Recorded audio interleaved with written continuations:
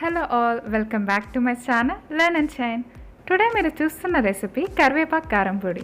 ఈ కరివేపాకు కారం పొడి అనేది ద బెస్ట్ బ్యాచిలర్ రెసిపీ అని చెప్పచ్చు. ఇడ్లీలో కానీ, దోశల్లో కానీ, రైస్లో కానీ ఇది ఒక పర్ఫెక్ట్ కాంబినేషన్. ఇంకెందుకు ఆలస్యం, లెట్ స్టార్ట్ అ రెసిపీ.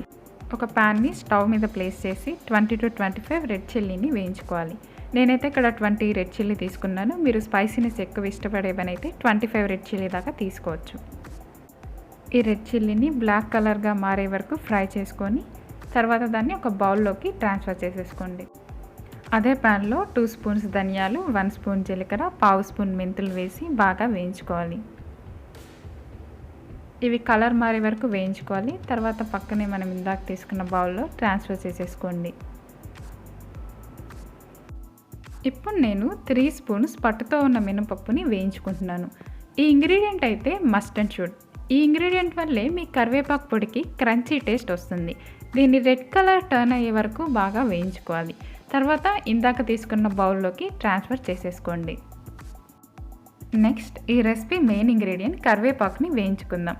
నేనైతే ఈ కరివేపాకుని 1 డే బిఫోర్ ఎండలో ఎండబెట్టాను. కొంతమంది ఏం చేస్తారంటే డైరెక్ట్గా కరివేపాకు తెచ్చేసుకొని వేయించుకొని కరివేపాకు పొడి చేస్తారు. బట్ అలా చేస్తే మీకు రియల్ అథెంటిక్ టేస్ట్ అయితే రాదు. సో నేను చెప్పినట్టు 1 డే బిఫోర్ ఎండబెట్టుకొని తర్వాత రోజు మీరు పొడి చేసుకుంటే చాలా బాగుంటుంది. Next 1 spoon of salt, 1 spoon of పసుపుని ఇందాక తీసుకున్న బౌల్లో యాడ్ చేసుకోండి. నెక్స్ట్ మనం ఇందాక ఫ్రై చేసుకున్న ఇంగ్రీడియంట్స్ అన్నిటిని ఒక రోల్లోకి ట్రాన్స్ఫర్ చేసుకొని దంచుకోవాలి. మీ ఇంట్లో కానీ రోల్ లేకపోతే మిక్సీ జార్లో అయినా వేసుకొని గ్రైండ్ చేసుకోవచ్చు. కానీ మీకు రియల్ టేస్ట్ కావాలి అనుకుంటే మీరు డెఫినెట్గా రోట్లో దంచాల్సిందే.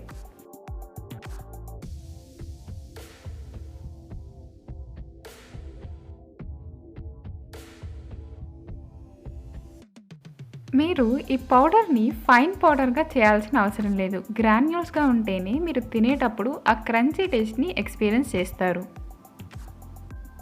నేను ఈ వీడియోలో చూపిస్తున్న విధంగా కన్సిస్టెన్సీ వస్తే సరిపోతుంది. నెక్స్ట్ మన మెయిన్ ఇంగ్రీడియంట్ అయిన కరివేపాకుని యాడ్ చేసుకుందాం. ఈ కరివేపాకును కూడా మొత్తం యాడ్ చేసిన తర్వాత దీన్ని ఒక 2 to 3 మినిట్స్ మనం బాగా దంచేసుకుంటే ఈ రెసిపీ అయిపోతుంది. మిక్సీలో అయితే జస్ట్ 1 రౌండ్ మిక్సీ వేసేయండి, రెడీ అయిపోతుంది. తర్వాత ఇక్కడ నేను 5 నుంచి 7 వెల్లుల్లిపాయల్ని యాడ్ చేశాను. కానీ ఆ క్లిప్ మిస్ అయిపోవడం వల్ల మీకు చూపించలేకపోతున్నాను. మీరైతే 5 to 7 వెల్లుల్లిపాయల్ని లాస్ట్లో దంచే ముందు యాడ్ చేసుకోండి. రెసిపీ చూసేసారా? చాలా ఈజీగా సింపుల్ స్టెప్స్తో కరివేపాకు పొడి చేసేసుకున్నాం. ఈ రెసిపీ మీకు 6 months to 1 year ఈజీగా స్టోర్ ఉంటుంది. ఈ రెసిపీని నాకు నేర్పించింది, మీకు చూపించింది మా అమ్మమ్మ.